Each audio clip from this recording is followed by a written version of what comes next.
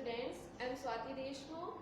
Generation transmission and distribution में हम numerical पढ़ रहे थे, इंडक्टेंस बेस्ड न्यूमेरिकल पढ़ रहे थे। आज हम दूसरा न्यूमेरिकल देखेंगे, इंडक्टेंस बेस्ड। क्लियर? अब देखिए क्वेश्चन क्या दिया हुआ है हमें। A single phase line has two parallel conductor 2 meter apart. The diameter of each conductor is 1.2 centimeter. Calculate the loop inductance per kilometer. यहाँ पे हमें क्या बोला है कि हमें हमारे पास क्या है, सिंगल फेस लाइन है।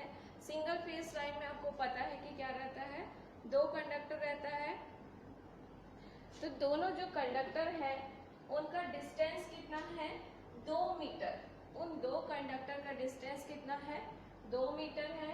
और डायमीटर दिया हुआ है आपको हर एक कंडक्टर का, किसके इक्वल है वो, 1.2 सेंटीमीटर। अब हमें बोला है कि हमें लूप इंडक्टेंस फाइंड आउट करना है। लूप इंडक्टेंस मतलब टोटल इंडक्टेंस। यहाँ पे क्या है, दो कंडक्टर है, मीन्स एक आपका इनकमिंग और एक क्या है आपका आउटगोइंग। तो हमें दोनों का कंबाइंड इंडक्टेंस फाइंड आउट करना है। आपको यहाँ पे ध्यान देना है कि ये जो दिया है आपको डायमीटर, वो हमेशा किस में होना चाहिए, मीटर में होना चाहिए। ठीक है, तो अगर आपको कोई भी यूनिट दी हुई हो यहाँ, आप क्या करोगे, अगर डायमीटर मीटर में नहीं है तो उसको किस में कन्वर्ट करोगे, मीटर में। क्लियर? तो चलिए हम इसको सॉल्व करते हैं। हमें क्या बोला है कि हमारे पास क्या है, दो कंडक्टर है।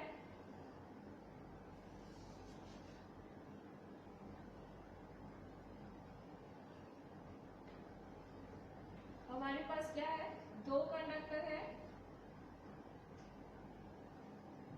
सपोज ये क्या है आपका कंडक्टर ए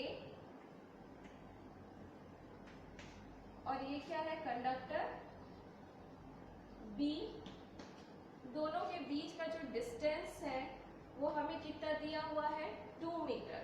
यहाँ दिया हुआ है ना, 2 पैरेलल कंडक्टर्स 2 मीटर अपार्ट।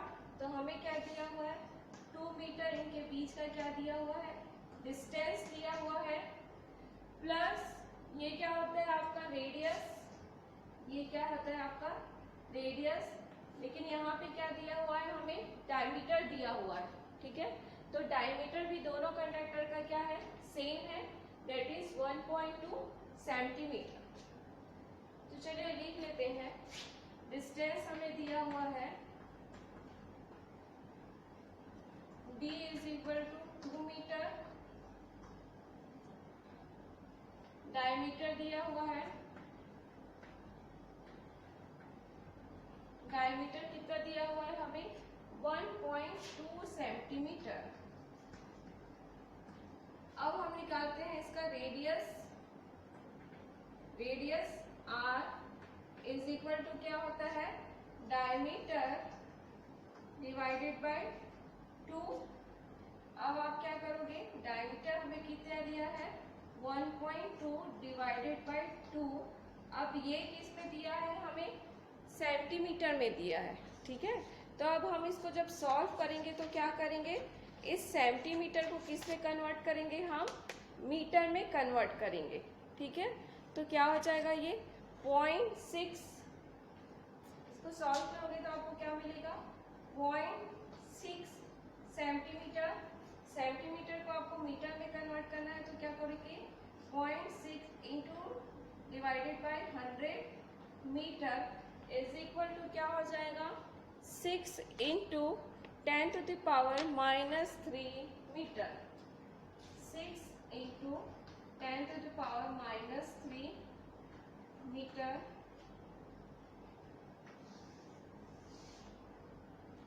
ये हमने क्या निकाला है, रेडियस निकाला है, रेडियस r। अब हम निकालते हैं लूप इंडक्टेंस। लूप इंडक्टेंस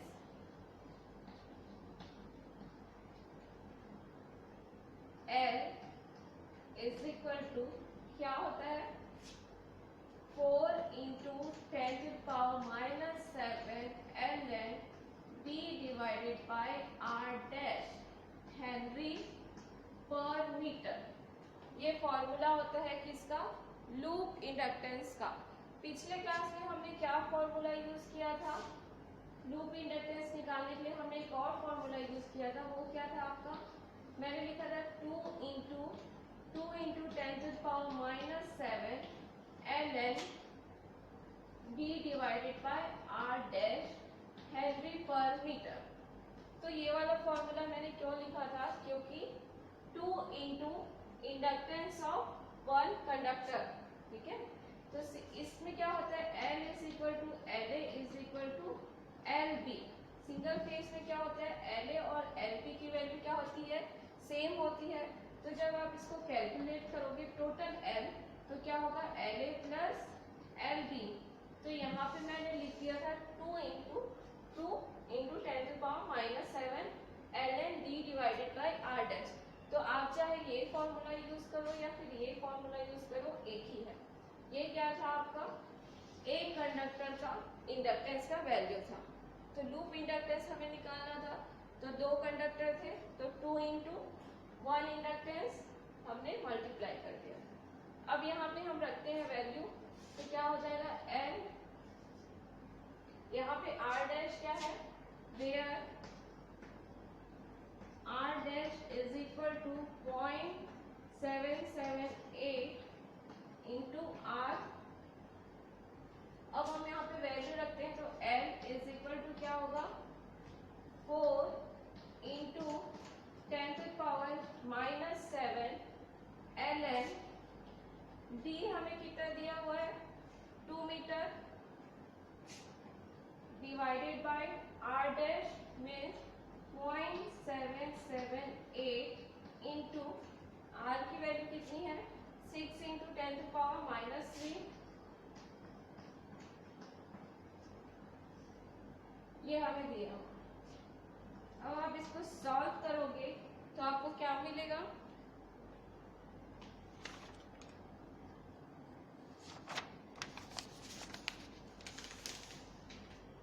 हम इसको सॉल्व करेंगे तो हमें क्या मिलेगा? 2.42 इंटू 10⁻⁻6 हेनरी पर मीटर, ठीक है। अब इसको हम मिली हेनरी में कन्वर्ट कर सकते हैं। 10⁻⁻6 है, -3 लिख सकती हूँ, और यहाँ पे क्या लिख लूंगी मैं? मिली हेनरी पर मीटर। अब यहाँ पे देखो क्वेश्चन में हमें क्या बोला है? पर किलोमीटर हमें फाइंड आउट करना है, ठीक है। पर किलोमीटर हमें फाइंड आउट करना है, तो किलोमीटर क्या हो जाएगा? 10⁻3 L is equal to 2.42 10⁻⁻3 kilometre है, तो क्या हो जाएगा? 10⁻3 मिली हेनरी पर किलोमीटर। दोनों क्या हो जाएगा? Cancel. L is equal to 2.42 milli henry per kilometre. ये क्या हुआ आपका आंसर? Loop inductance. दोनों जो कंडक्टर है उसका टोटल इंडक्टेंस कितना है? 2.42 मिली हेनरी पर किलोमीटर।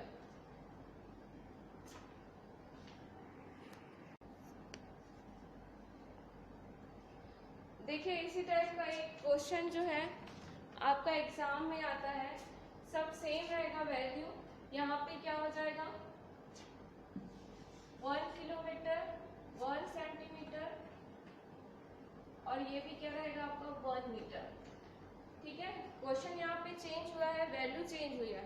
आपके जो एग्जाम में मैक्सिमम अगर इस टॉपिक से कोई क्वेश्चन आया है, मैक्सिमम वो यही क्वेश्चन आया है। A single phase line has 2 parallel conductor 1 metre apart, the diameter of each conductor is 1 centimeter, calculate the loop inductance per kilometer, ठीक है। तो ये क्वेश्चन आपका मैक्सिमम टाइम आया हुआ है एग्जाम में। तो यहाँ पे क्या हो गया है कि जो डिस्टेंस दिया है वो भी कितना दिया हुआ है? 1 मीटर। क्लियर? जो डिस्टेंस हमें दिया है वो कितना दिया हुआ है? 1 मीटर और डायमीटर भी हमें क्या दिया हुआ है 1 सेंटीमीटर। क्लियर। तो आप जब इसको सॉल्व करोगे तो आपको क्या मिलेगा, आप इसको सॉल्व करोगे तो आपको क्या मिलेगा, ये क्या हो जाएगा आपका 5 इंटू 10⁻³ मीटर। सेम फॉर्मूला अप्लाई होगा इसके लिए। ठीक, तो यहाँ पे क्या हो जाएगा, डी की वैल्यू हमें 1 दी हुई है क्वेश्चन में, तो ये क्या हो जाएगा 1, और आर की वैल्यू कितनी निकाले हैं हमने यहाँ पे 5 इंटू 10⁻³ तो यहाँ पे क्या हो जाएगा, चेंज हो जाएगा वैल्यू 5 इंटू 10⁻³ अब जब आप इसको सॉल्व करोगे तो आपको क्या मिलेगा,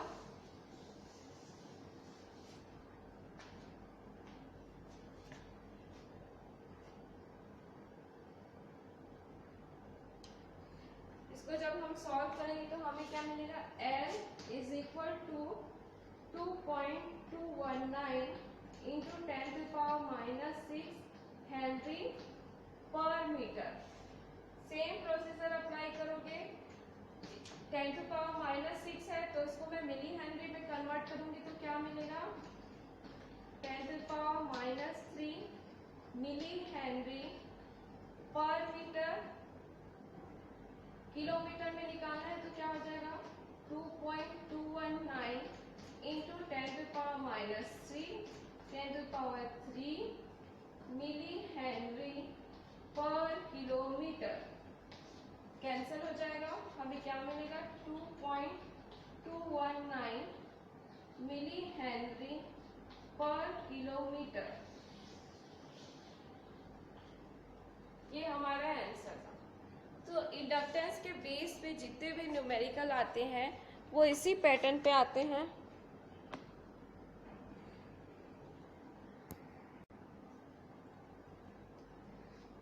इसी पैटर्न पे आते हैं। ठीक है, तो हमने लगभग 3 न्यूमेरिकल्स पे देखा है। सेम इसी टाइप का पैटर्न का आएगा न्यूमेरिकल। आपको बस ये फॉर्मूला याद रखना है।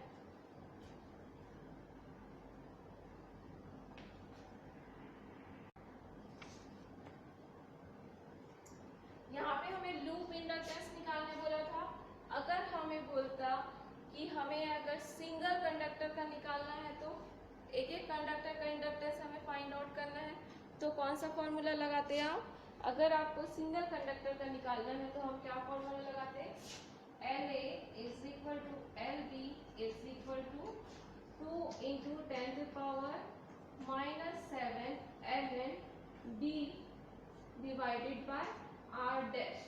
आप ये फॉर्मूला लगाते अगर आपको क्वेश्चन में पूछता कि आपको सिंगल ईच कंडक्टर का इंडक्टेंस का वैल्यू फाइंड आउट करना है। ठीक है, तो आप ये फॉर्मूला लगा के जो 2 कंडक्टर है उसमें से एक एक का वैल्यू फाइंड आउट कर सकते हो। ठीक है, लेकिन सिंगल केस में क्या होता है, दोनों की वैल्यू क्या होती है, सेम होती है। LA is equal to LB, दोनों की वैल्यू क्या है, सेम है। ये जो फॉर्मूला सेम है। अगर उसका डायमीटर आपको अलग दिया रहता है, डायमीटर और रेडियस, ठीक है, डायमीटर अलग दिया रहता और डिस्टेंस अलग दिया रहता तो दोनों की वैल्यू क्या होती, अलग आती, लेकिन फॉर्मूला क्या है, सेम है। अगर आपको इंडक्टिव रिएक्टेंस की वैल्यू पूछता, इंडक्टिव रिएक्टेंस में एक्सएल की वैल्यू पूछता तो क्या लिखिए, एक्सएल इज इक्वल टू क्या होता है 2πfl। ठीक है, लेकिन इसका यूनिट क्या होता है, ओम। इसका यूनिट क्या रहेगा, ध्यान रखना, इसका यूनिट क्या रहता है, ओम। ठीक है, तो यहाँ पे जो L की वैल्यू रखोगे वो क्या रहेगा आपका, लूप इंडक्टेंस का वैल्यू रहता है। ठीक, क्लियर। यहाँ पे जो L का वैल्यू रहेगा वो क्या रहेगा, लूप इंडक्टेंस का वैल्यू रहेगा। F इज इक्वल टू क्या आएगा 50 हर्ट्ज। तो ये 3 चीजें आपको पूछ सकता है, लूप इंडक्टेंस फाइंड आउट करने पूछ सकता है, या फिर आपको सिंगल कंडक्टर का इंडक्टेंस निकालने पूछ सकता है, या फिर इंडक्टिव रिएक्टेंस। तो याद रखिएगा, अगर सेम है आपका डिस्टेंस और डायमीटर तो सेम रहेगा वैल्यू, और अगर डिफरेंट है आपका डायमीटर का वैल्यू तो एल ए एल बी की वैल्यू क्या होगी, चेंज होगी। यहाँ पे जो एल की वैल्यू रखोगे वो क्या होगा, लूप इंडक्टेंस का वैल्यू रहेगा। बस आप ध्यान देना इस यूनिट में कि कहाँ पे अगर आपको सेंटीमीटर में दिया तो आप उसको मीटर में चेंज करोगे।